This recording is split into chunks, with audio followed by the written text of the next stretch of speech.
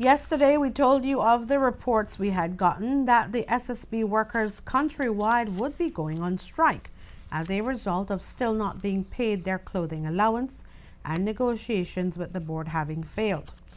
That information came from a credible source within the SSB, who told us that the action was being planned since 21 days had passed and payment was still not forthcoming.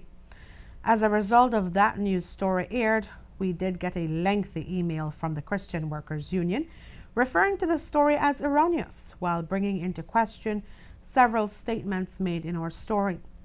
When our news desk was contacted by a senior employee at SSB, we were told that the strike action was being planned and that there was upset as they feel the SSB board was going contrary to what the Prime Minister had indicated to them when they met on October 14.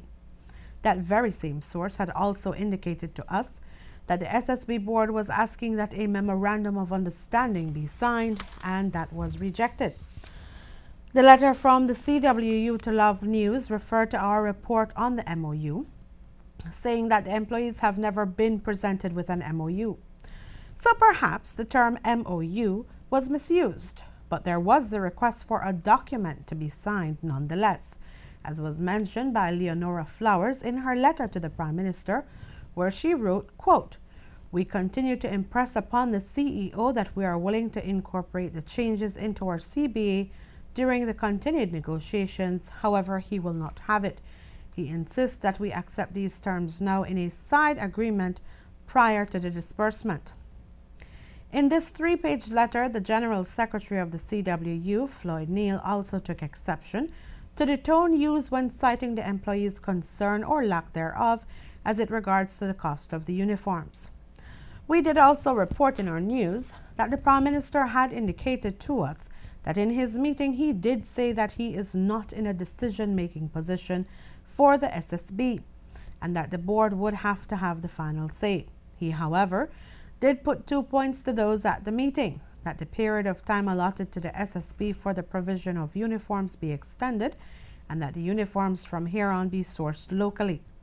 Once those 2 points were agreed to, the Prime Minister would then speak with the SSB Chairman Doug Singh and recommend that the workers be facilitated with their clothing compensation and the 2 points be taken into effect. And while we did speak to the Prime Minister on the matter, the Christian Workers Union, headed by Audrey Matura Shepherd, noted their disappointment that we did not seek them for an interview on the matter since, quote, "the CWU has a record to be very open to the media," end of quote. Indeed, the strike did not take place today, and it is being reported that it was due to insufficient support from the workers. We can tell you, however, that in an email sent by the CEO to the SSB staff, it was made clear that the SSB is willing to remit payment to the workers as early as Monday.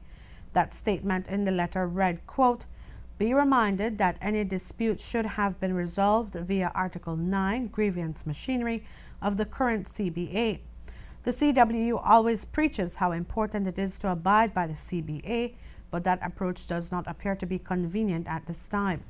Nevertheless, as can be seen from the chronicle of events, 4 attempts have now been made to make payment and to put this matter behind us. Is this not the payment that is the cause for agitation? Finally, it is worth mentioning that the total cost for this uniform cycle, inclusive of the pending payment, now stands at $376,641.56, which is equivalent to $1,379.64 per person. I hope that sensibility prevails going forward." End of quote.